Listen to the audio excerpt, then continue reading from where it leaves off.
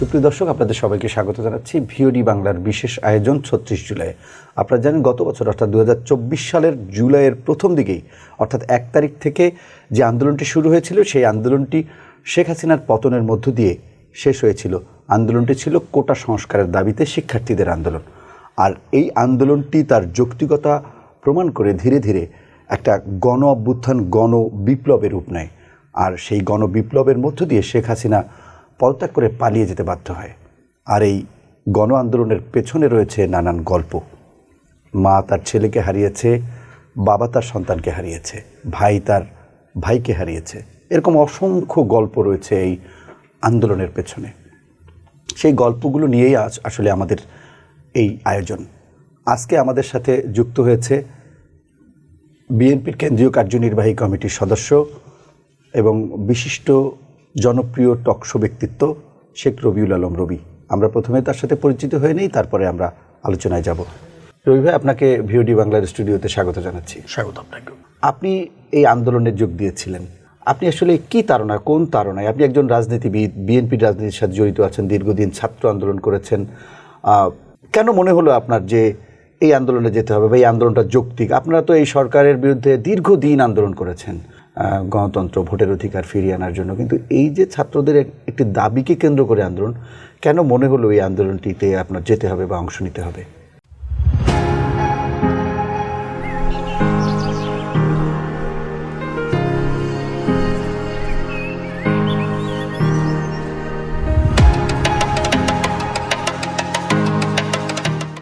ধন্যবাদ আপনাকে, ধন্যবাদ দর্শক যারা এই মুহূর্তে ভিওডি বাংলার সাথে যুক্ত আছেন। একটি রাজনৈতিক দল এবং একটি রাজনৈতিক দলের কর্মীর মূল কাজটাই হচ্ছে যে কোনো ন্যায্য দাবিতে সজাগ থাকা এবং সক্রিয় থাকা। তো সেই জায়গা থেকে বাংলাদেশের জাতীয়তাবাদী দল এবং তার নেতা অথবা তার কর্মী বা তার শুভানুধ্যায়ীরা জাতির বৃহত্তর প্রয়োজনে যে কোনো ন্যায্য দাবিতে গত ১৭ বছর ধরেই তো আন্দোলন সংগ্রাম করছে।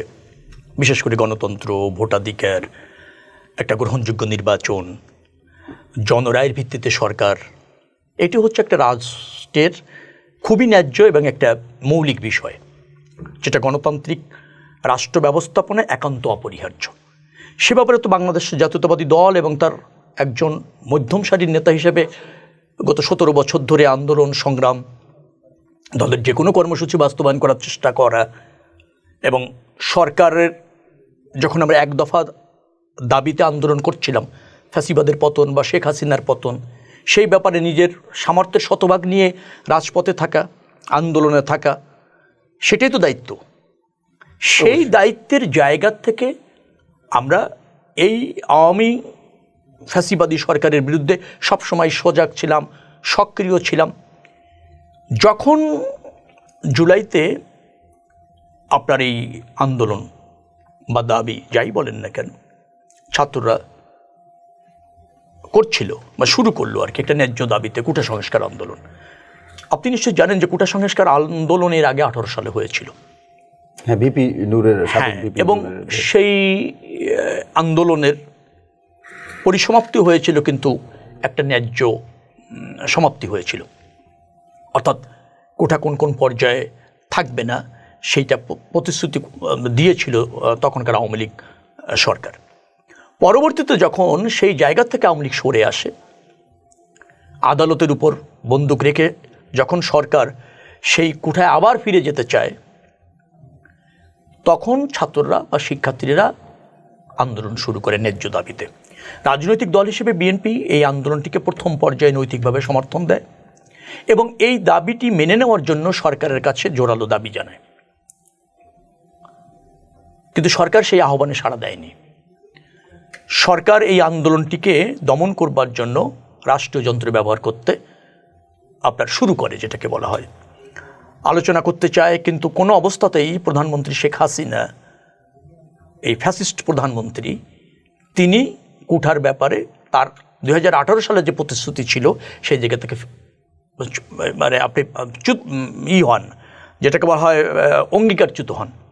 অঙ্গীকারচ্যুত হয়ে আদালতের উপর কিছুটা রেখে আপনার এই কোঠাটা আবার প্রতিষ্ঠিত করার চেষ্টা করেন। কারণ কোঠার অন্তরালে ছিল আওয়ামী লীগকে সরকারি চাকরিতে আওয়ামী লীগের মানে আধিপত্য, অথবা ধরেন আওয়ামী মতাদর্শে যারা বিশ্বাস করে তাদেরকে রাষ্ট্রের এই সরকারি প্রথম শ্রেণী গেজেটেড কর্মকর্তা থেকে শুরু করে তৃতীয় শ্রেণী পর্যন্ত সর্বস্তরে তাদেরকে প্রতিষ্ঠিত করা। সেই লক্ষ্যে আওয়ামী লীগ আবার কুঠার যে অতীতের যে জায়গাটা ছিল প্রায় 56% মতো কুঠা সেখানে চলে যায়। এখন ছাত্ররা যখন আন্দোলন করছিল, ন্যায্য দাবিতে আন্দোলন করছে, রাজনৈতিক দল হিসেবে বিএনপি সেটাকে সমর্থন জানিয়েছে, কিন্তু যখন দমন পীড়নের মাত্রাটা খুব বেড়ে যায় তখন বিএনপি এই আন্দোলনটাকে সরকারকে বাধ্য করার জন্য কর্মসূচিতে সক্রিয়ভাবে এবং সামর্থ্যের শতভাগ নিয়ে এই বিএনপি এই আন্দোলনে অংশগ্রহণ করে। এবং আমাদেরও একটা ন্যায্য গ্রহণযোগ্য দাবি, যেটা জাতীয় স্বার্থ রয়েছে এবং মেধাবীদের রাষ্ট্রে প্রতিষ্ঠিত করার মানে দায়িত্ব রয়েছে আমাদের। কারণ আমরা যদি একটা সমৃদ্ধ জাতি হতে চাই, একটা সমৃদ্ধ দেশ চাই, তাহলে নিশ্চয়ই মেধাবীদের বাদ দিয়ে নয়। অবশ্যই। তো নতুন প্রজন্মের মেধাবীরা রাষ্ট্র ব্যবস্থাপনায়, তারপর আপনার রাষ্ট্রের যে সেবা খাত রয়েছে, রাষ্ট্রের যে সার্ভিস রয়েছে, যেটা দিয়ে জনগণ উত্তর সমৃদ্ধ হবে, সেই জায়গায় ন্যায্যতার ভিত্তিতে মেধাবীরা প্রতিষ্ঠিত হবে, এটা তো রাজনৈতিক দল হিসেবে আমাদের দায়িত্বের অংশ। সেই জায়গা থেকে বিএনপি কিন্তু এই আন্দোলনে সর্বাত্মক শক্তি নিয়ে অংশগ্রহণ করে। একটা পর্যায়ে দমনপীড়ন যখন খুব বেড়ে যায়, আবু সাইদ নিহত হলেন, মুগ্ধ, আমাদের ওয়াসিম, এরা নিহত হলেন, জীবন দিলেন নির্মমভাবে। বিএনপি তখন এই আন্দোলনটিকে আরও জোরালো করবার জন্য সব শ্রেণী পেশার মানুষকে সাথে নিয়ে মাঠে থাকার অঙ্গীকার করে। একটা কথা বলে রাখা ভালো, সেটা হচ্ছে যেহেতু রাজনৈতিক আন্দোলনগুলি সরকার আইন শৃঙ্খলা রক্ষাকারী বাহিনী দিয়ে এর আগে নিয়ন্ত্রণ করতে সক্ষম হচ্ছিল, যার ফলে এবার আমাদের কৌশলটা ছিল কিন্তু একটু ভিন্ন ধরনের। জাতীয় পর্যায় থেকে কৌশলটা ছিল ভিন্ন ধরনের, যে জুলাইয়ের আন্দোলনটা হবে শিক্ষার্থীদের আন্দোলন ন্যায্য দাবিতে। এটাকে সাকসেস করার দায়িত্ব থাকবে রাজনৈতিক দলের কর্মী হিসেবে আমাদের, সফল হওয়ার দায়িত্ব থাকবে আমাদের, স্যাক্রিফাইস করবো আমরা, ঝুঁকি নেব আমরা, আন্দোলনটাকে জোরালো করব আমরা, বাট আন্দোলনটা হবে অরাজনৈতিক। এটাই ছিল শেখ হাসিনাকে পতন করবার জন্য সকল কৌশল গ্রহণযোগ্য হয়। গ্রহণযোগ্যর চেয়ে হচ্ছে সব শ্রেণী পেশার মানুষকে যাতে সম্পৃক্ত করা যায়। রাজনৈতিক আন্দোলন আমরা এগুলি যা করেছি এর আগে, ধরেন বিশেষ করে 13-তে, 14-তে, 2015-তে যে আন্দোলনগুলি হয়েছে, তারপর এবার 2024-এর নির্বাচনের আগে, সেগুলি রাজনৈতিক আন্দোলন ছিল, গ্রহণযোগ্য ছিল, কিন্তু মানুষকে স্বতঃস্ফূর্তভাবে সম্পৃক্ত করা যায়নি। কারণ বাংলাদেশের মানুষ তখন অনেকে মনে করেছে যে এটা একটা রাজনৈতিক আন্দোলন, রাজনৈতিক দলেরই শুধুমাত্র এটা কাজ, দায়িত্ব। কোটা সংস্কার আন্দোলন যখন ন্যায্য আন্দোলন মানুষ জানলো, রাজনৈতিক দলগুলি সমর্থন করলো, শেখ হাসিনা রাষ্ট্রযন্ত্র ব্যবহার করে আন্দোলনে অংশগ্রহণ সব শ্রেণী পেশার মানুষকে যখন মানে নির্দয়ভাবে নিধন করছিল, হত্যা করছিল, তখন একটা সাধারণ সেন্টিমেন্ট ব্যাপক হারে প্রতিষ্ঠিত হয়। এবং এই সাধারণ সেন্টিমেন্টটা প্রতিষ্ঠিত করবার ক্ষেত্রে রাজনৈতিক দলের নেতা কর্মী হিসেবে আমরা সর্বাত্মকভাবে জনমত গঠন করার ক্ষেত্রে এবং রাজপথে থাকার ক্ষেত্রে দায়িত্ব পালন করেছি। সফলতা ওই কারণে হয়েছে, আমি যে কথাটা বলতে চেয়েছিলাম, যে আন্দোলনটা সাধারণ মানুষের আন্দোলন, শিক্ষার্থীদের আন্দোলন, এটি কোনো রাজনৈতিক উদ্দেশ্যের আন্দোলন না, অথবা রাজনৈতিক উদ্দেশ্য চরিতার্থ করার আন্দোলন না, ক্ষমতায় যাওয়ার আন্দোলন না। এটা হচ্ছে একটা নির্যাতনকারী, দম্ভ,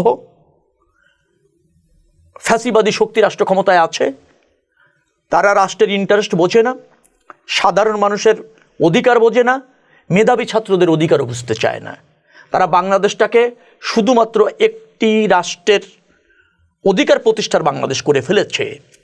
সেই জিনিসটাই প্রতিষ্ঠিত করবার জন্য অরাজনৈতিকভাবে আন্দোলনটাকে রাখা হয়েছিল এবং আমাদের ওই কৌশলটা কিন্তু সফলও হয়েছে। এবং শেখ হাসিনা প্রথম দিকে আন্দোলনটা দমন করবে কি করবে না সেই চিন্তা করেছে, পরবর্তী সময় এসে যখন দমন করতে গিয়েছে তখন শক্তি প্রয়োগ করতে গিয়ে অনাকাঙ্ক্ষিতভাবে বেশ কিছু জীবন গিয়েছে। আবার সেটা নিগোশিয়েট করবার জন্য যে সমস্ত মন্ত্রী এবং তিনি নিজে যে ডায়লগগুলি, সংলাপগুলি আয়োজন করেছেন, সেখানে তিনি তার ফ্যাসিবাদী চরিত্রের বহিঃপ্রকাশ ঘটিয়েছে। তিনি সবই করতে পারেন, দমনও করতে পারেন, নিধনও করতে পারেন, তাকে রুখবার কেউ নাই। এই যে তার দাম্ভিকতা, এই যে তার অভদ্রতা, এই জায়গাগুলিতে যখন আমরা নিতে পারলাম আন্দোলনটাকে, তখন সব শ্রেণী পেশার মানুষ তাতে যুক্ত হতে উৎসাহিত হলো এবং যুক্ত হলো। আমরা যারা রাজনৈতিক নেতৃত্ব ছিলাম, আমাদের নির্দেশই ছিল যে পরিচিত ফেসগুলি যাতে রাজপথে সাধারণ শিক্ষার্থী অথবা যারা আন্দোলনে যুক্ত হচ্ছে তাদের কাছে না যায়, আন্দোলনকে বেগবান করবার জন্য এবং সব শ্রেণী পেশার মানুষকে ওই আন্দোলনকে সামিল করবার জন্য আমরা যেন বিহাইন্ড থেকে কাজটা করি। শেষ মুহূর্ত পর্যন্ত শেখ হাসিনা কিন্তু বুঝতে সক্ষম হয়নি যে তার পতনের আন্দোলন হতে যাচ্ছে, কারণ সে মনে করেছিল শিক্ষার্থীদের আন্দোলন হয়তো দমনপীড়ন করে সে নিয়ন্ত্রণ করতে পারবে অথবা তাদেরকে কিছু মিথ্যা আশ্বাস দিয়ে নিয়ন্ত্রণ করতে পারবে। কিন্তু প্রায় 1 মাসের মতো সময় পাওয়ার ফলে রাজনৈতিক দলগুলির সহায়তায় আন্দোলনটি এমনভাবে, যেটাকে বলা হয় হয়েছিল, জমে উঠেছিল বলবো আমি, অর্থাৎ দানা বেঁধেছিল যদি বলতে পারেন, তখন আর প্রশাসনের পক্ষে বা শেখ হাসিনার পক্ষে এই আন্দোলনকে নিয়ন্ত্রণ করা যায়নি। রাজনৈতিক আন্দোলন অতীতে যেগুলি হয়েছে সেগুলির একটা সমস্যা ছিল। সমস্যাটা হচ্ছে আন্দোলনটি জমে ওঠার আগে, সব মানুষ যুক্ত হওয়ার আগেই তারা আন্দোলনটাকে প্রাথমিক পর্যায়ে নিয়ন্ত্রণ করতে সক্ষম হয়েছিল, দমন করতে সক্ষম হয়েছিল। কিন্তু 1 মাসের কাছাকাছি সময় পাওয়ার ফলে আন্দোলনে সব শ্রেণী পেশার মানুষ যেভাবে যুক্ত হয়েছিল, ওই আন্দোলনকে রাষ্ট্রযন্ত্রের আপনার বল প্রয়োগ করে নিয়ন্ত্রণ করা আর সম্ভব হয়নি। আমাদের রাজনৈতিক নীতি নির্ধারক যারা ছিলেন, আমি বিশেষ করে বলবো বিএনপির ভারপ্রাপ্ত চেয়ারম্যান জনাব তারেক রহমান, তিনি যে কৌশলটা এই আন্দোলনে নিয়েছিলেন, যে রাজনৈতিক আন্দোলনে আমরা এটা পরিণত করব না, আমরা একটা গণমানুষের আন্দোলন হিসেবে রাখবো এবং রাজনৈতিক শক্তি প্রয়োগ করে ওই আন্দোলনটাকে শক্তিশালী করব, অপ্রতিরোধ্য করব, সেই কৌশল কাজে লেগেছে।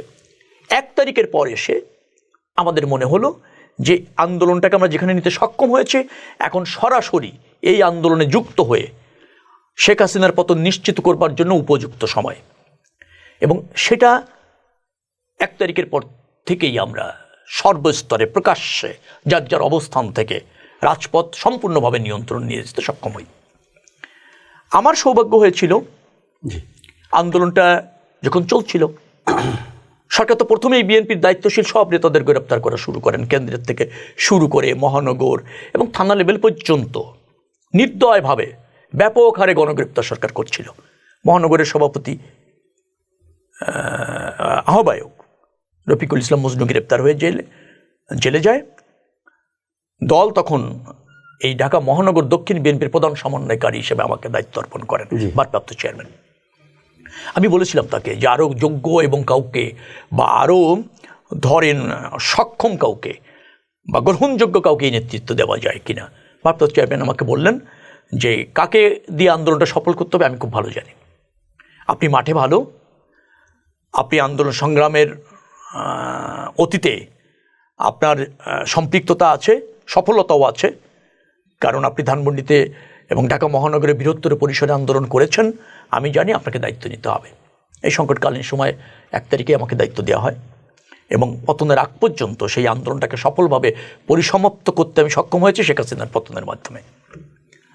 যাত্রাবাড়ি, আপনার যদি বলেন সায়েন্স ল্যাবরেটরি, ধানমন্ডি 27 নম্বর, তারপর যদি বলেন লালবাগ চানখারপুল, তারপরে যদি বলেন আপনি মোহাম্মদপুরের কিছু অংশ বলতে পারবেন, আমাদের রামপুরার কিছু অংশ উত্তরের মধ্যে পড়েছে, কিছু অংশ আমাদের মধ্যেও পড়ে। সম্মিলিতভাবে সব শ্রেণী পেশার মানুষকে এক করে শুধুমাত্র আমরা চেষ্টা করেছি যাদের বয়স 60-এর ঊর্ধ্বে এবং এলাকার স্থানীয়ভাবে বিএনপির দায়িত্বশীল নেতা হিসেবে পরিচিত তাদেরকে বাদ দিয়ে অন্য সমস্ত মানুষকে পরিবার পরিজন সহ রাজপথে নিয়ে এসে সাধারণ ছাত্রদের সাথে মিশিয়ে, কেউ সাধারণ ছাত্রের অভিভাবক হয়েছে, কেউ ধরেন আমজনতা হয়েছে, বিএনপি রাজনৈতিক পরিচয়টা দেয়নি, কৌশল ছিল। হ্যাঁ, আমরা সেভাবে আন্দোলনটাকে একেবারে সম্পূর্ণ অপ্রতিরোধ করতে সক্ষম হই। এবং 1 তারিখে আমার কাছে মনে হয়েছে যে যেভাবে আমরা অন্যান্য রাজনৈতিক দল, বিশেষ করে বিএনপির কথা আমি বলবো, আমরা যেভাবে আন্দোলনটাকে নিয়ে আসতে পেরেছি এবং আন্দোলনটাকে নিয়ন্ত্রণে নিতে পেরেছি, তখন শিক্ষার্থীরা শুধু যেভাবে মাঠে আছে, বাট অন্য সব শ্রেণী পেশার মানুষকে আমরা নিয়ে শ্রমিক, রিক্সাওয়ালা, দিনমজুর, সাধারণ চাকরিজীবী, বেসরকারি চাকরিজীবী, স্বায়ত্তশাসনে প্রতিষ্ঠানে জব করে এরকম মানুষ, তাদেরকে যেভাবে আমরা সম্পৃক্ত করতে সক্ষম হচ্ছিলাম এবং ছাত্র জনতা সব শ্রেণী পেশার মানুষ মিলে যে অপ্রতিরোধ একটা পরিবেশ তৈরি করতে পারছিলাম, 1 তারিখ আমার কাছে মনে হয়েছে যে না, সরকারকে যেতেই হচ্ছে। কিন্তু আমরা দেখেছি যে এর আগেও আন্দোলন হয়েছে, অর্থাৎ নিরাপদ সড়ক চাই আন্দোলন। সেই আন্দোলনে কিন্তু জনসম্পৃক্ততা ছিল সারা দেশেই, কিন্তু 1 সপ্তাহের মতো শিক্ষার্থীরাই কিন্তু সারা বাংলাদেশ নিয়ন্ত্রণ করেছে, এরকম পরিস্থিতি কিন্তু হয়েছিল। সেটিও ব্যাপক জনসম্পৃক্ত ছিল। এই আন্দোলনের সাথে, অর্থাৎ জুলাই আন্দোলনের সাথে ওই আন্দোলনের মৌলিক পার্থক্য কী ছিল? যে ওই আন্দোলন তো আর এগোয়নি। মূল পার্থক্যটা ছিল হচ্ছে, ধরেন নিরাপদ সড়কের আন্দোলনে আমাদের নৈতিক সমর্থন ছিল এবং ওই আন্দোলন হেলমেট বাহিনী নেমে আইন শৃঙ্খলা রক্ষাকারী বাহিনী এবং ছাত্রলীগ যুবলীগ হেলমেট বাহিনী নামে পরিচিত হয়ে গিয়েছিল। তারা বিভিন্ন জায়গায় শিক্ষার্থীদের উপর দমন করেছে এবং আন্দোলন এক পর্যায়ে তারা কিছু দাবি মেনে নিয়ে নিয়ন্ত্রণ করতে সক্ষম হয়েছে। হেলমেট বাহিনী এখানেও ছিল, এখানেও সারা বাংলাদেশে আমি বলবো যে আওয়ামী লীগ সর্বশক্তি প্রয়োগ করেছে। তাদের ইউনিট লেভেল, ওয়ার্ড লেভেল, থানা লেভেল, মহানগর লেভেল সব অঙ্গ সংগঠন, সহযোগী সংগঠন দিয়ে প্রতিরোধ করার চেষ্টা করেছে। সুবিধা একটা জায়গায় ছিল যে আন্দোলনটা প্রথমে আওয়ামী লীগ কীভাবে ট্যাকেল করবে সেই সিদ্ধান্ত নিতে অনেক দেরি করেছে। আমি এর আগে উল্লেখ করেছি যে আন্দোলনটা যেভাবে জমাট বাঁধার কথা ছিল, আর জমাট বাঁধা অপ্রতিরোধ আন্দোলন যদি করতে হয় জমাট বাঁধার একটা সময় লাগে, সেই জন্য যথেষ্ট সময় পাওয়া গিয়েছে। আওয়ামী লীগ প্রথম দিকে কিছুটা কিংকর্তব্য বিমূঢ় ছিল, আলোচনার মাধ্যমে শেষ করবে নাকি আদালতের মাধ্যমে শেষ করবে নাকি ধরেন দমনপীড়ন করে শেষ করবে। তারা একটা সময় মনে করেছে যে এটা হয়তো আলোচনা করে কিছু ছাড় দিলে শিক্ষার্থীরা মেনে নেবে, অথবা মনে করেছে আদালত থেকে একটা রায় আসলে তখন সেটা মানতে বাধ্য করা যাবে, আমরা সেটাকে উপজীব্য করেই আমরা চাপ প্রয়োগ করব রায় মেনে নিতে। অথবা এমনও মনে করেছিল যে শিক্ষার্থীদের মধ্যে যারা আছে তাদেরকে একটা ডিভাইডেশনে নিয়ে আসা যাবে। ছাত্রলীগ আছে, আবার ধরেন তাদের ক্যাবিনেটে যারা আছে, ব্যবসায়ীরা আছে, তারা এমন একটা আবহ তৈরি করবে যাতে শিক্ষার্থীরা কম্প্রোমাইজ করতে বাধ্য হয়।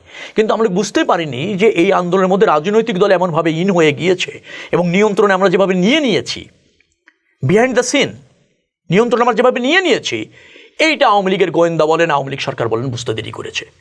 দেরি করার ফলে যেটা হয়েছে, তখন তাদের বল প্রয়োগ করেই শুধু আন্দোলন নিয়ন্ত্রণ করার সক্ষমতা আর ছিল না, যার ফলে ওই নিরাপদ সড়কের আন্দোলন আর এই আন্দোলনের মধ্যে পার্থক্য হচ্ছে নিরাপদ সড়কের আন্দোলনে রাজনৈতিক দলগুলির নৈতিক সমর্থন ছিল, অংশগ্রহণ ছিল না। আর এই আন্দোলনে রাজনৈতিক দলগুলি শুধু নৈতিক সমর্থন প্রাথমিক পর্যায়ে দিয়েছে, তারপর সকল প্রস্তুতি নিয়ে আন্দোলনে প্রথমে অংশগ্রহণ করেছে, শেষ পর্যায়ে আন্দোলন শুধু অংশগ্রহণ করেনি, আন্দোলনের কমান্ড নিয়েছে, নেতৃত্ব নিয়েছে, যার ফলে এই আন্দোলনটাকে আওয়ামী লীগের পক্ষে আর দমন করা সম্ভব হয়নি। এটাই ছিল গত 17 বছরের আন্দোলনে। যদি আপনি বলেন জুলাইয়ের বিএনপির নেতৃত্বে যে আন্দোলন আমরা করেছি, সেই আন্দোলনটাই আমরা একমাত্র আওয়ামী লীগকে রাজনৈতিক কনফিউশনের মধ্যে ফেলতে পেরেছি। যেমন আমি যদি আপনাকে বলি, আপনি একটা বল করলেন, আপনি অফ স্পিন বল করেন, ব্যাটসম্যান জানে যে বলটা অফ স্পিন হবে, সে কিন্তু অলরেডি বোলার দেখেই বুঝে ফেলে যে তাকে অফ স্পিন বল হবে, অথচ তাকে কীভাবে ফুটওয়ার্ক করতে হবে, কীভাবে টাইমিংটা করতে হবে এবং কোন নেচারের শটটা খেলতে হবে সে বোঝে। কিন্তু টপ স্পিন নামে একটা বল আছে, যে অফ স্পিনার যদি বলটাকে টপ স্পিনে রাখতে পারে তাহলে সে ফ্লাইট মিস করবে এবং সে মিডল স্টাম্পে বলটা উঠাবে। টপ স্পিন হচ্ছে মিডল স্টাম্পের উপরে বলটা থাকবে, অফ স্পিনে যাবে না এবং বলটা শেষ মুহূর্তে গিয়ে একটু টপ হয়ে যাবে, মানে একটু হাই হবে, একটু উঠে যাবে। এটা মিস করে ব্যাটসম্যান, কারণ সে সাধারণত অফ স্পিন বোলারের কাছ থেকে একটা টপ স্পিন আশা করে না, এটা মাঝে মধ্যে হয়ে যায়।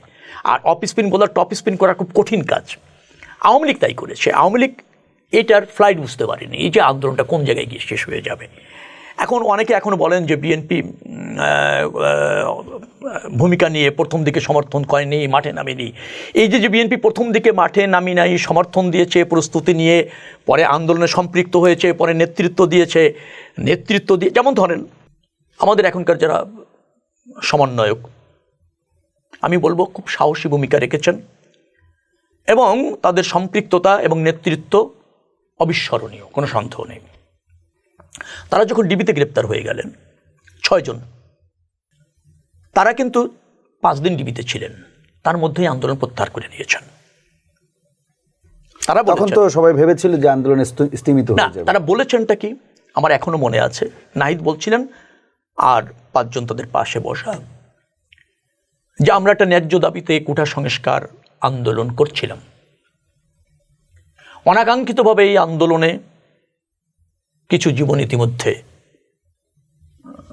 আপনার দিতে হয়েছে, বা কিছু জীবন আমি কি বলবো ইতিমধ্যে আমরা হারিয়েছি। আবার বলছে অপ্রত্যাশিতভাবে কিছু স্থাপনায়ও বিচ্ছিন্নভাবে হামলা হয়েছে, যে কাম্য নয়। আন্দোলনকে ব্যবহার করে, আমাদের আন্দোলনকে ব্যবহার, হ্যাঁ ওইভাবে বলেছে, ওই বললাম অপ্রত্যাশিতভাবে বলেছেন, কাম্য নয়। আবার অনেকে জীবন দিয়েছেন, সরকার আমাদের দাবি মেনে নিয়েছে, আমরা আন্দোলন প্রত্যাহার করছি। সরকারের কাছে আবেদন শিক্ষা প্রতিষ্ঠানগুলি খুলে দেওয়ার জন্য। তাহলে আন্দোলন প্রত্যাহার করলো 5 দিন মাত্র ডিবিতে থেকে, কিন্তু আন্দোলন প্রত্যাহার হয়েছে হয়নি। কারণ কি? তাহলে কি ওই 6 জনের যারা এখন তাদের নিয়ন্ত্রণে ছিল না, তাদের কন্ট্রোলে সব মানুষ নেমে গিয়েছে। সাধারণ ছাত্র, শ্রমিক, ইভেন গার্মেন্টসের একজন সাধারণ কর্মীও নেমে গিয়েছে মাঠে, জীবনও দিয়েছে। যারা নিহত হয়েছে দেখবেন যে খুব সাধারণ পরিবারের মানুষ, অলিতে গলিতে তারা জীবন দিয়েছে, এবং অল্প বয়সীও। আবার সরকার হেলিকপ্টারে করে নির্দয়ভাবে গুলি চালিয়েছে। যখন আরেকজনকে মরতে দেখেছে, আরেকজন মাঠে নেমে চলেছে, সে মনে করেছে আমার রাষ্ট্রে এটা হতে পারে না, আমার ভাই জীবন দিয়েছে, আমার ঘরে বসে থাকার সময় নেই। মাকে না বলে, বাবাকে না বলে স্কুল ব্যাগ নিয়ে ছেলেরা বেরিয়ে গিয়েছে। আমি অনেককে দেখেছি যে 12 থেকে আপনার 14 বছরের বয়সের বাচ্চারা, সে পানি নাই, খাবার নাই, মিথ্যা কথা বলে বাসার থেকে গিয়ে তার বন্ধুর জীবন দিয়েছে, শুনেছে সে, তার জন্য সে রাস্তা অবরোধ করে তার মতো করে এই সকালে যাচ্ছে, আর ফেরারও কথা নেই, আরেক বন্ধুর বাসায় চলে গেছে, জানে যে বাবা বাসায় ফিরলে রাগ করতে পারে বা কালকে হয়তো বেরোতে দেবে না।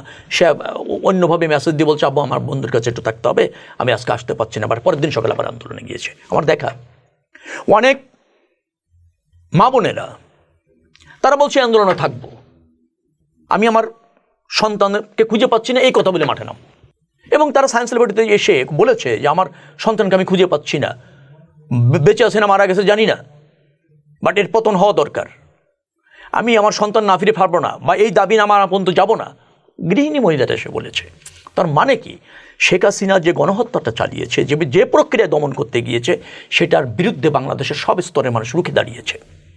আমরা সেই আবহাওয়াটা তৈরি করতে সক্ষম হয়েছি রাজনৈতিক দল হিসেবে এবং একটা রাজনৈতিক দলের নেতা হিসেবে, যার ফলে আমি কথা বলি যে এই আন্দোলন জাতির অর্জন, এই আন্দোলন জাতির কন্ট্রিবিউশন। এই আন্দোলন আমি শুধু রাজনৈতিক দলের নেতাদের কর্তৃত্ব দেব না, আবার শুধু ছাত্র জনতাকেও কর্তৃত্ব দেব না। আমাদের সবার সাহসী ভূমিকা, সবারই সমন্বিত প্রচেষ্টার আন্দোলন। এবং এই পতন শেখ হাসিনা ডিজার্ভ করে, সেই পতন আমরা অবধারিত করেছি মাত্র জাতি হিসাবে। এবং একজন রাজনৈতিক দলের কর্মী হিসাবে আমি বলতে চাই, আমরা এই আন্দোলনটাকে যেন কেউ রাজনৈতিক হাতিয়ার হিসেবে ব্যবহার না করি। আমরা এই আন্দোলন থেকে যেন শিক্ষা নেই, এবং যে আকাঙ্ক্ষা নিয়ে এই আন্দোলনটা সফল হয়েছে, সেই আকাঙ্ক্ষা বাস্তবায়নের জন্য আমরা প্রতিশ্রুতিবদ্ধ হই। সেটাই হচ্ছে আপনার বলতে গেলে এই যে পরিবর্তিত বাংলাদেশ অথবা নতুন বাংলাদেশ তৈরি হবে। নতুন বাংলাদেশের মানচিত্র চেঞ্জ হবে না, নতুন বাংলাদেশের মানুষগুলিও চেঞ্জ হবে না, নতুন বাংলাদেশের প্রত্যাশা চেঞ্জ হবে, লক্ষ্য চেঞ্জ হবে, আর হচ্ছে আপনার মানসিকতার পরিবর্তন হবে। কিন্তু এই যে নতুন বাংলাদেশের কথা বললেন, অর্থাৎ ছাত্র জনতা জীবন দিয়ে যে বাংলাদেশ প্রতিষ্ঠিত করেছে, সব ধরনের সব শ্রেণী পেশার মানুষ, আপনি বলছিলেন গার্মেন্টস কর্মী, রিক্সাওয়ালা, ভ্যানওয়ালা, এমনকি আমরা তো দেখেছি যে রিক্সাওয়ালারা মিছিল করেছে, রিক্সার মিছিল হয়েছে ঢাকা শহরে, তারা পুলিশের সামনেই মিছিল করেছে এবং প্রতিবাদ জানিয়েছে। অনেক রিক্সাওয়ালা, একটা প্রতীকী ছবিও তো ভাইরাল হয়েছে যে স্যালুট দেওয়া, শিক্ষার্থীদেরকে স্যালুট দিচ্ছে, সেই ছবিটি আমরা কিন্তু চারুকলা এখন দেখতে পাচ্ছি বিভিন্ন জায়গায়। সুতরাং সেই রকম একটা আন্দোলনের পর যে পরিবর্তনটা এসছে, সেই পরিবর্তনটা কি আপনারা রাজনীতিবিদরা ধরে রাখতে পেরেছেন, বা সেই ঐক্যের জায়গাটা বা সেই যে চাওয়া সাধারণ মানুষের, সেইটা কি ধরে রাখতে পেরেছেন বা আশা পূরণ করতে পেরেছেন? না, ঐক্য তো সব বিষয় হবে না, তবে সৌহার্দ্যতা তো এখনো আছে। আর ধরেন প্রত্যাশাগুলি বাস্তবায়ন করবার জন্য এখনো তো সেই সুযোগ হয়নি। নিশ্চয়ই মানুষ হতাশ হবে না। আমার রাজনৈতিক দর্শন যেটি, বাংলাদেশ জাতীয়তাবাদী রাজনৈতিক দলের দর্শন থেকে বলছি, আমরা সেই পরিবেশ তৈরি করতে বদ্ধপরিকর।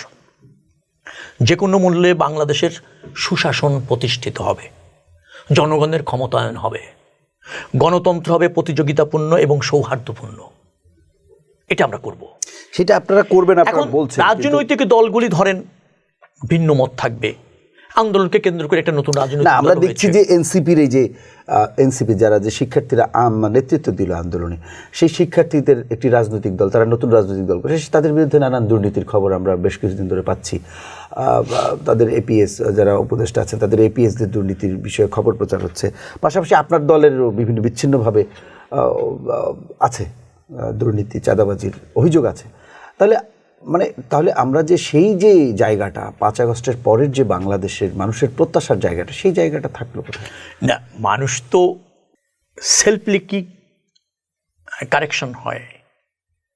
রাষ্ট্রের কাজ হচ্ছে মানুষকে কারেকশন করা। দুষ্কৃতিকারী তো আছে, চাঁদাবাজ আছে, দখলবাজ আছে। আমি কখনোই মনে করি না যে এদের কোনো রাজনৈতিক পরিচয় থাকা উচিত অথবা রাজনৈতিক দলে থাকার সুযোগ থাকা উচিত। এটা তো আমরা সবাই জানি। এখন চাঁদাবাজের কোনো রাজনৈতিক পরিচয় থাকতে পারে না। এনসিপির কথা বলছেন আছে, আমাদের দলও আছে। এখন আমরা আমাদের দলের যাদের বিরুদ্ধে ইতিমধ্যে অভিযোগ হয়েছে, দল খুব কঠোর অবস্থান নিয়েছে, আজীবনের জন্য বহিষ্কার করেছে, আইন শৃঙ্খলা রক্ষাকারী বাহিনীর হাতে অনেককে তুলে দিয়েছে, অনেকের বিরুদ্ধে মামলা করেছে, অনেককে আইন শৃঙ্খলা রক্ষাকারী বাহিনীকে আহ্বান জানিয়েছে যে কঠোর ব্যবস্থা নেওয়ার জন্য। তো একটি রাজনৈতিক দলের এই বলা ছাড়া চাঁদাবাজি কেউ করবে না, তো এইটা তো একটা রাজনৈতিক দলের নিশ্চিত করতে পারে না। চাঁদাবাজ ধরেন, আমি যদি আপনাকে এরকম বলি যে আগামীকালই আপনি একটা ক্রাইমের সাথে যুক্ত হবেন না, আগামীকাল, আজকে আমি কিভাবে বুঝবো? এটা রাজনৈতিক দলের সেটা বোঝার কথা না। রাজনৈতিক দলের দায়িত্ব হচ্ছে যে কেউ যদি কোনো দুষ্কৃতিকারী হয়, সে যদি রাজনৈতিক দলে প্রশ্রয়ে অথবা রাজনীতির সাথে যুক্ত থেকে কোনো অপকর্মের সাথে যুক্ত হয়, তাহলে তাকে দল থেকে বের করে দেওয়া এবং তার বিরুদ্ধে প্রচলিত আইনি ব্যবস্থা নিলে তাকে ডিফেন্ড না করা। সেটাই তো প্রত্যাশা আমাদের। সেটা তো বিএনপি করছে।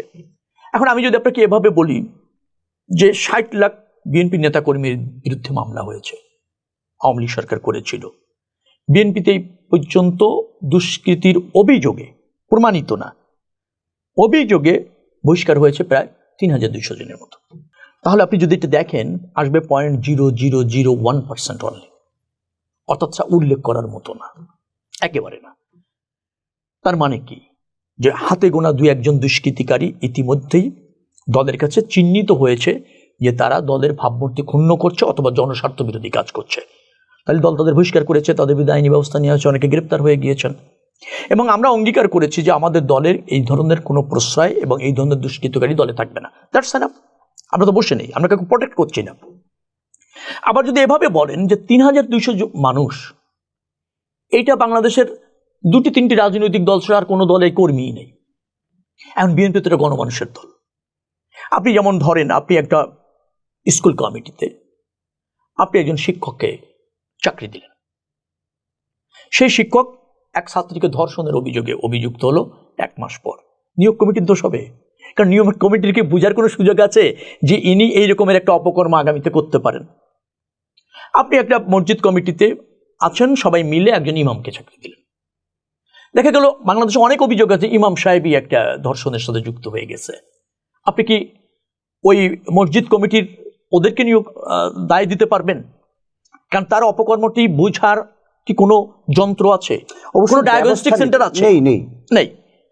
আমাদের রাজনৈতিক দলের মধ্যেও তো বিভিন্ন ধরেন দুষ্কৃতিকারী বিভিন্ন পর্যায়ে, তাকে তো আগে টেস্ট করা যাচ্ছে না যে এই লোকটি অপকর্ম করবে কিনা, চাঁদাবাজি করবে কিনা, অথবা ধরেন একটা দুষ্কৃতিকারী কিনা, বুঝার তো আমার কোনো জায়গা নেই। দলে আসতেই পারেন, কিন্তু দেখা যাচ্ছে যে ওই ধরনের ইন্টেনশন যদি তার থাকে অথবা প্রমাণিত হয়, দল তাকে সাথে সাথে তার বিরুদ্ধে ব্যবস্থা নিচ্ছে। এটাই হলো চাওয়া। সেটা তো আমাদের অঙ্গীকার আছে।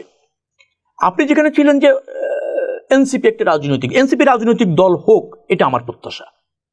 কারণ বাংলাদেশে আমরাই একমাত্র জাতীয়তাবাদী দল, বহুদলীয় গণতন্ত্রে বিশ্বাস করি, সব মত সব রাজনৈতিক দর্শনের রাজনীতি করার অবাধ সুযোগ থাকুক সেটা চাই, এবং রাজনৈতিক প্রতিযোগিতা চাই। এনসিপি রাজনৈতিক দর্শন নিয়ে আসুক, আমি এখনো দর্শনে স্পষ্ট না, গঠনতন্ত্র জানি না, মূলনীতি ঘোষণা করেনি, ঘোষণাপত্র জানে না মানুষ এখনো। তারা বলে তারা মধ্যপন্থী। আমার কাছে কোনো কোনো সময় মনে হয় তারা মধ্যপন্থী রাজনৈতিক দল না, কারণ বাংলাদেশে ডানপন্থী আছে, বামপন্থী আছে, মধ্যপন্থী তো আমরা, ঊর্ধ্বপন্থী মনে হয় আমার কাছে মাঝে মাঝে, মানে সবার ঊর্ধ্বে। নিবন্ধন পায়নি, তারপরে গুরুত্বপূর্ণ রাজনৈতিক দল, আলোচনার মধ্যমণি। আবার ধরেন কারেকশন করবার জন্য তাদের যা মনে হয় সেটা সব রাজনৈতিক দলকে তারা করতে চান, বাধ্য করতে চান মানতে। নিবন্ধনের জন্য ৪৩,০০০ পৃষ্ঠা নিয়ে গেলেন, এটা পিক আপে করে, বিশাল ঘটনা। আমি জানি না যে নিবন্ধন পেতে ৪৩,০০০ পৃষ্ঠা কি কারণে লাগবে, কয়েকটা শর্ত পূরণ করলে নিবন্ধন পাওয়া যায় নির্বাচন কমিশনে। এমন একটা অবস্থা হলো যে বাংলাদেশের সমস্ত কিছু তারা নিয়ে হাজির হয়েছে, এত সমৃদ্ধ ৪৩,০০০ পৃষ্ঠা, কেন ইমাজিন। কিন্তু ৫০টা উপজেলায় ২০০ করে ভোটারের সই লাগবে, সেটা নাই। তাহলে ৪৩,০০০ পৃষ্ঠার মধ্যে আছে কি? ৪৩,০০০ পৃষ্ঠার দরকার কি নিবন্ধন পাওয়ার জন্য? শর্ত তো অল্প কয়টি মাত্র, সব শর্ত পূরণ করলে ২০০০ পৃষ্ঠা হবে না। তার মানে কি? আপনি রাজনীতিকে বুঝছেন একরকম, উপস্থাপন করছেন একরকম, ভিতরে অন্তঃসার শূন্য। তাহলে যে রাজনৈতিক দলটি ১০,০০০ ভোটারের স্বাক্ষর সংগ্রহ করতে পারেনি গত ৬ মাসে, তারা আমরা স্টেজে গিয়ে বলছে ৩০০ আসনেই তারা জিতবে। ৬ মাসে ১০,০০০ ভোটারের স্বাক্ষর সংগ্রহ করতে অপারগ হলে, ১০,০০০ ভোটার অনলি, ৩০০ আসনের কত কোটি ভোট লাগে উইন করতে, তারা নাকি জিতবে। গণসংযোগ করছেন, পথসভা করছেন, খুব ভালো। আপনার মানুষের কাছে গিয়ে আপনার দর্শনটা কি বলেন, রাষ্ট্র ব্যবস্থা আপনি কি করতে চান বলেন, আপনার মূলনীতিটা মানুষকে জানান, আপনার ইস্তেহার আগামীতে কি হবে সেগুলি নিয়ে মানুষকে পক্ষে যান, কথা বলেন, জনমত গঠন করেন, খুবই ভালো। আপনি কি এক এক জায়গায় যাচ্ছেন আর জাতীয় নেতা, প্রতিষ্ঠিত নেতাদের চরিত্র হনন করে কথা বলছেন, কটাক্ষ করে কথা বলছেন, মিথ্যা ভিত্তিহীন বানোয়াট অভিযোগে আক্রমণ করে কথা বলছেন। আপনার রাজনৈতিক দর্শন নিয়ে একটা শব্দ নাই, অন্য দলের বিরুদ্ধে খিস্তি খেউর করছেন। এটা কি কোনো রাজনীতি হলো নাকি? এটা কি নতুন বাংলাদেশের রাজনীতি হলো নাকি? আবার আপনি বলছেন আপনি একমাত্র বিশুদ্ধ, আপনি শিরোধার্য, আপনার চিন্তাটাই মানে রাষ্ট্র ব্যবস্থা নেয় অপরিহার্যভাবে থাকতেই হবে, সব দলের এই কথাগুলি মানতেই হবে। এই জন্য আমি বলছি যে আমার কাছে মধ্যপন্থী, ডানপন্থী, বামপন্থী মনে হয় না, ঊর্ধ্বপন্থী মনে হয়। এখন বেশি ঊর্ধ্বপন্থী হলে তার মানুষের সংস্পর্শে আপনি থাকবেন না। রাজনৈতিক দলের কাজ তো মানুষেরকে নিয়ে কাজ করা, মানুষের আকাঙ্ক্ষা ধারণ করা, মানুষের কল্যাণটা নিশ্চিত করা, মানুষকে সমৃদ্ধ নিয়ে ভাবা। সে জায়গায় তো আপনি রাজনীতিটা করছেন না। তো সেরকম হলে পরিবর্তিত বাংলাদেশের যে রাজনৈতিক আপনার মানুষের ডিমান্ড আছে তা ফুলফিল না হলে এনসিপি একটা প্রতিষ্ঠিত রাজনৈতিক দল হোক, থাকুক, পার্লামেন্টে থাকুক, নিম্নকক্ষে মেজরিটি পাক, প্রয়োজনে সরকার গঠন করুক, সেটা তো আমরা চাই। কিন্তু সেই জায়গায় থাকবে কিনা আর মানুষের আকাঙ্ক্ষা পূরণ হবে কিনা নতুন বাংলাদেশে এই রাজনৈতিক দল দিয়ে, সেটা তো ইতিমধ্যে প্রশ্নের মধ্যে পড়েছে। আমি টেন্ডারবাজি, নিয়োগ বাণিজ্য, তারপর ধরেন ওটাকে বলা হয় বদলি বাণিজ্য, তারপর চাঁদাবাজি, দখলবাজি, এগুলো নাই বললাম, এগুলো আমি আর যেতে চাচ্ছি না। কারণ আমার কাছে মনে হয় গত 2টা বাজেট পেয়ে যাবে মনে হয়। কারণ আপনি জুলাইয়ের পর থেকে যদি বলেন ওই বছরের অর্ধ বাজেট আর এ বছরের অর্ধেক বাজেটের মতো পেয়ে যাবে প্রায়, অর্থাৎ ফেব্রুয়ারি পর্যন্ত যদি বলেন তাহলে পরিপূর্ণ 2টা বাজেটই পেয়ে যাবে। তো এই 2টি বাজেটে মানে 15 লক্ষ কোটি টাকার কাছাকাছি রাষ্ট্রীয় ব্যয়, এবং সেই ব্যয়ের ক্ষেত্রে যে প্রাধান্য, যে আনুকূল্য, যে সুবিধা এই এনসিপি বা নেতারা হস্তক্ষেপ করছে, তো সেটা তো আমার মনে হয় না যে একটা রাজনৈতিক দল নেতাকর্মী হিসাবে বা শীর্ষ নেতা হিসাবে তারা যেভাবে রাষ্ট্রীয় সম্পদের সুযোগ নিচ্ছে বা রাষ্ট্রীয় সম্পদ তাদের অনুকূলে ব্যবহার করছে, কিছুটা রাজনীতির সাথে, কিছুটা তাদের ব্যক্তিগত স্বার্থে, তো সেগুলি তাদেরকে জনগণের সামনে প্রশ্নের মুখে ফেলবে এবং রাজনীতিতে সারভাইভ করবাটা তাদের জন্য কঠিন ইতিমধ্যে হয়ে গিয়েছে। আগামীতে তারা কতটুকু তাদের জনপ্রিয়তা ধরে রাখতে পারবে এই প্রক্রিয়ায় অব্যাহত রেখে, সেটা নিয়ে আমার সন্দেহ আছে, নিশ্চয়ই জনগণের সন্দেহ আছে। সবশেষ প্রশ্ন আসলে আমরা শেষ করব। গত 16-17 বছর একটা রাজনৈতিক কালচার, একটা কি বলবো ধ্বংসপ্রাপ্ত রাজনৈতিক কালচার, যেখানে গণতন্ত্র ছিল না, ভোট ব্যবস্থা ছিল না, সুশাসন ছিল না, বিচার ব্যবস্থা ধ্বংস ছিল, এইরকম একটা হযবরল একটা মানে দেশের সার্বিক ব্যবস্থাপনা, সেই রকম একটা ব্যবস্থাপনা থেকে আপনারা জানি না আগামী নির্বাচনে যারাই ক্ষমতা আসুক, যদি আপনারা আসেন, সেক্ষেত্রে আপনাদের জন্য নতুন একটা ধারায়, ইতিবাচক একটা ধারায় দেশকে যদি নিয়ে যেতে হয়, তাহলে আরো বড় চ্যালেঞ্জ হবে কিনা আপনাদের জন্য, আর সেই চ্যালেঞ্জ আপনারা কিভাবে মোকাবেলা করবেন? না, চ্যালেঞ্জ তো আছেই। চ্যালেঞ্জ হবে কিনা না, চ্যালেঞ্জের মধ্যেই আমরা আছি। চ্যালেঞ্জের মধ্যে আমরা আছি এবং এই চ্যালেঞ্জ ফেস করে দেশকে সঠিক পথে নেতৃত্ব দেওয়ার সক্ষমতা একমাত্র রাজনৈতিক দল হিসেবে বিএনপির আছে। বিএনপি জনপ্রিয় রাজনৈতিক দল, বারবার নির্বাচিত রাজনৈতিক দল, রাষ্ট্র ব্যবস্থাপনায় অভিজ্ঞ রাজনৈতিক দল, এবং এদেশে সংকটেই একমাত্র বিএনপি দেশের পাশে থেকেছে, দেশবাসীর পাশে থেকেছে। ৭১-এর মুক্তিযুদ্ধ বলেন, বিএনপি আন্দোলন নেতৃত্ব দিয়েছে, বিএনপির নেতায় স্বাধীনতার ঘোষণা দিয়েছে এবং মুক্তিযুদ্ধে সরাসরি অংশগ্রহণকারী বীর মুক্তিযোদ্ধাদের দল, বীর মুক্তিযোদ্ধাদের অংশগ্রহণে এই দল, এবং বীর মুক্তিযোদ্ধারা ঐক্যবদ্ধভাবে প্রতিষ্ঠিত করেছে এই দল। কিন্তু মুক্তিযুদ্ধের চেতনা বিক্রি করেনি। মুক্তিযুদ্ধের ঘোষণা দেওয়ার পর এবং মুক্তিযুদ্ধে সক্রিয় অংশগ্রহণ করার পর বিএনপি কিন্তু শরণার্থী মুক্তিযুদ্ধ ছিল না, অর্থাৎ ইন্ডিয়াতে গিয়ে মুক্তিযুদ্ধ পরিচালনা করেনি, দেশের থেকে দেশের মানুষের জন্য লড়েছেন। সেই অবদানের রাজনৈতিক দলও বলেছে যে মুক্তিযুদ্ধ আমাদের জাতীয় অর্জন, আমাদের না। আর বিএনপি মনে করে জাতীয় অর্জন মানে বিএনপির অর্জন, কারণ বিএনপি জাতির সাথে থাকে, জনগণের সাথে থাকে। স্বৈরাচার বিরোধী আন্দোলন, তখনকার শেখ হাসিনা আপোষ করেছিল, মনে আছে আপনার, 86-এর নির্বাচনে গিয়েছিল।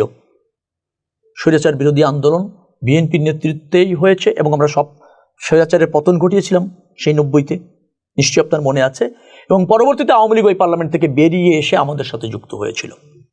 1-11 হয়েছে, এটা আওয়ামী লীগের ষড়যন্ত্রের ফসল ছিল, অবৈধ সরকার ছিল।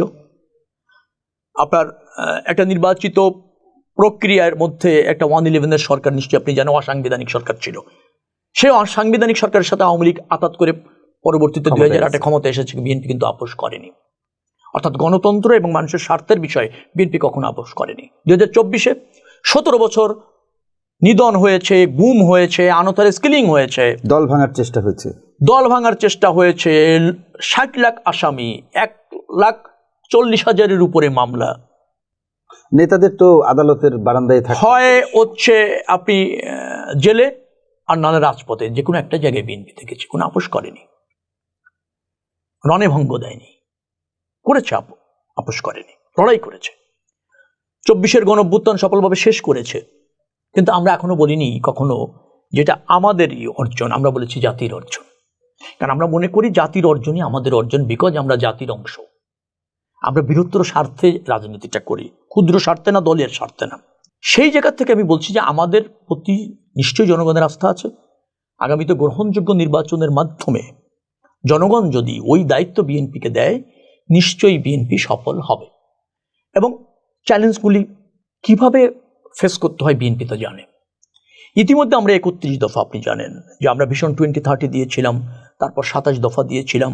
আমাদের অ্যালায়েন্সদের সাথে বসে আবার একবার আধুনিক বাংলাদেশ বিনির্মাণের, স্বনির্ভর বাংলাদেশ বিনির্মাণে, অথবা ধরেন স্বাধীন সার্বভৌম জনগণের বাংলাদেশ বিনির্মাণে, গণতান্ত্রিক বাংলাদেশ বিনির্মাণে যা করণীয় তা আমরা চিহ্নিত করে জাতির সামনে উপস্থাপন করেছি 31 দফার মাধ্যমে। আমরা মনে করি এই 31 দফার বাস্তবায়নের মাধ্যমেই কাঙ্ক্ষিত বাংলাদেশ প্রতিষ্ঠিত করা সম্ভব। এবং সেই 31 দফা কিভাবে আমরা বাস্তবায়ন করব তারও কিন্তু রূপপ্রকল্প আমরা ঠিক করেছি।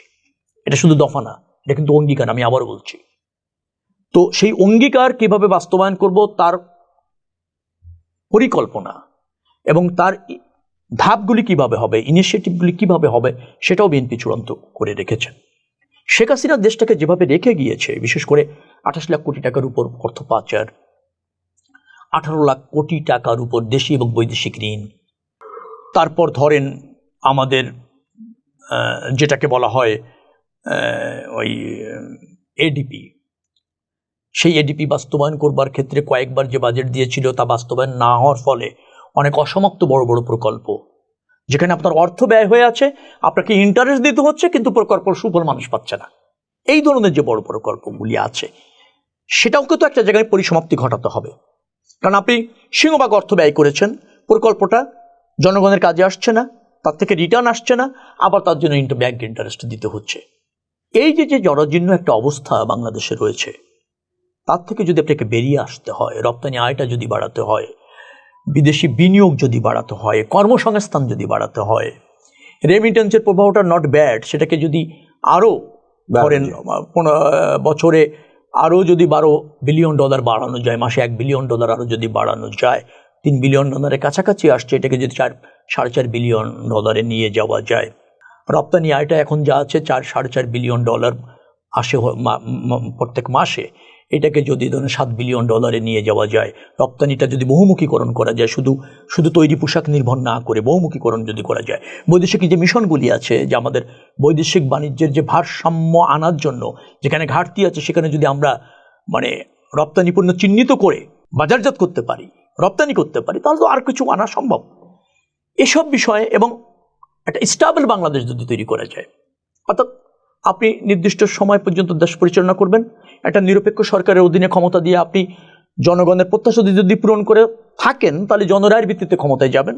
আর জনগণের সমর্থন যদি না থাকে, তাহলে আপনি ক্ষমতার বাইরে আসবেন। এই গণতান্ত্রিক চর্চা যদি অব্যাহত থাকে, আর আমরা 18 কোটি মানুষ যদি সামর্থ্য অনুসারে দেশ বিনির্মাণে ব্রত রাখতে পারি, ডেফিনেটলি এই চ্যালেঞ্জ মোকাবেলা করা যাবে বলে আমরা মনে করি। তবে এটা ঠিক যে আমরা নির্বাচিত হওয়ার পরও 2-1 বছর এই চ্যালেঞ্জগুলি আমাদেরকে করবে, আমাদেরকে যেটা আমাদের জন্য হবে, সতর্ক অথবা ধরেন ঝুঁকি হবে। কিন্তু জনসমর্থন যেহেতু আমাদের একটু বড় চ্যালেঞ্জ আছে, চ্যালেঞ্জ আছে, সেই চ্যালেঞ্জগুলির থেকে উত্তরণের জন্য তো চ্যালেঞ্জ অব্যাহতভাবে থাকবে। চ্যালেঞ্জ আপনি রাতারাতি সরিয়ে দিতে পারছেন না, উত্তরণটা দরকার। এখন গতিটা হয়তো ধরেন প্রথম 1-2 বছর একটু প্রত্যাশা মানুষের যা আছে তার চেয়ে কম হবে, কিন্তু আমরা আস্তে আস্তে এই বাংলাদেশকে তার সমৃদ্ধির জায়গায় নিয়ে যেতে পারবো বলে আমার বিশ্বাস। এবং আমার যতটুকু এই দলের শীর্ষ নেতা এবং এই দলের নীতি নির্ধারকদের সাথে যতটুকু আমার সম্পৃক্ততা আছে, যতটুকু শেয়ার হয় আর কি বাংলাদেশকে নিয়ে বা রাষ্ট্র ব্যবস্থাপনা নিয়ে, তাতে আমি ব্যক্তিগতভাবে নিশ্চিত যে বিএনপি কি সফল হবেই ইনশাল্লাহ। আর সফল হওয়ার জন্য যতটুকু নির্দয় হতে হয় আর যতটুকু উদার হতে হয়, বিএনপি তা করতে বদ্ধপরিকর। কারণ জননেতা জনাব তারেক রহমান, তিনি অঙ্গীকারবদ্ধ এই জাতির কাছে যে তিনি এই বাংলাদেশকে সমৃদ্ধ বাংলাদেশ, গণতান্ত্রিক বাংলাদেশ, জনগণের বাংলাদেশ হিসেবে প্রতিষ্ঠিত করতে চান। এটাই তার জীবনের একমাত্র লক্ষ্য, এবং সেই লক্ষ্য অর্জনের জন্য তিনি বদ্ধপরিকর, সর্বাত্মক প্রস্তুতি নিয়ে রেখেছেন ইনশাআল্লাহ। আপনাকে অসংখ্য ধন্যবাদ। আমরা জানি যে বিএনপির একটি দর্শন জিয়াউর রহমান দিয়ে গেছেন। এটি বিএনপির জন্য খুবই সহজ একটি রাষ্ট্র ব্যবস্থাপনা করা, কেননা জিয়াউর রহমান কিন্তু নিজে প্র্যাকটিক্যালি দেখে গেছেন যে একটি রাষ্ট্রকে মানবিক কীভাবে হতে হয়, সুশাসন কীভাবে প্রতিষ্ঠা হয়, কীভাবে বিদেশি বিনিয়োগ নিয়ে আসা যায়, কীভাবে আন্তর্জাতিকভাবে বাংলাদেশকে তুলে ধরা যায়। পাশাপাশি আমরা দেখেছি আওয়ামী লীগ প্রধান যিনি শেখ মুজিবুর রহমান মরহুম, তিনিও বাকশাল দিয়ে একটি দর্শন তার কন্যাকে দিয়ে গেছেন, যে দর্শনের পথ ধরে হাঁটতে গিয়ে তিনি এখন দেশ থেকে পালিয়ে যেতে হয়েছে। সুতরাং আমি তো মনে করি যে বিএনপির জন্য খুবই সহজ যে জিয়াউর রহমানের পথ ধরে যদি বিএনপি হাঁটে, আগামী দিনে একটি মানবিক এবং সুশাসনযুক্ত পাশাপাশি মানবিক বাংলাদেশ গঠন করা সম্ভব। আপনাকে অসংখ্য ধন্যবাদ, আমাদের স্টুডিওতে আমাদেরকে গুরুত্বপূর্ণ সময় দিয়েছেন। আমরা আশা করছি ভবিষ্যতে আপনাকে আমাদের সাথে পাবো। সুপ্রিয় দর্শক, আমাদের আলোচনা আজকের মতো এখানে শেষ করতে হচ্ছে। অন্য কোনো দিন অন্য কোনো অতিথিকে নিয়ে আপনাদের সামনে আবারও হাজির হব। সেই পর্যন্ত সবাই ভালো থাকুন, সুস্থ থাকুন আর নিরাপদেই থাকুন। ধন্যবাদ সবাইকে।